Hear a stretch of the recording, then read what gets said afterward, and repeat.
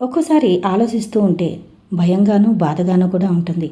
ఎందుకంటే ఇప్పుడే మనం అన్నీ కల్తీమయంతో బతుకుతూ ఉన్నాం. వచ్చే తరాలు ఇంకా ఎలా ఉంటాయో, ఎలా బతుకుతారో అని ఒక్కోసారి భయంగా కూడా అనిపిస్తుంది. తినే తిండిలోనూ కల్తీ, తాగే నీటిలోనూ కల్తీ, అలాగే పీల్చే గాలిలో కూడా కల్తీ అయిపోయింది. ఇక మనుషులంటారా కల్తీమయంగా తయారైపోయారు. ఎందుకంటే ఎవరితోనైనా మాట్లాడాలి అని అనుకుంటే మంచి మనుషుల్ని వెతుక్కోవాల్సి వస్తుంది. ఒకప్పుడైతే ఒక మనిషికి గౌరవాన్ని ఇచ్చేది అతని వ్యక్తిత్వం. అతని వ్యక్తిత్వాన్ని చూసి ఆయనకి గౌరవాన్ని ఇచ్చేవాళ్ళు. ఇప్పుడు అలా కాదు. డబ్బు, హోదా, పలుకుబడి వీటిని చూసి గౌరవ మర్యాదలు ఇస్తూ ఉంటారు.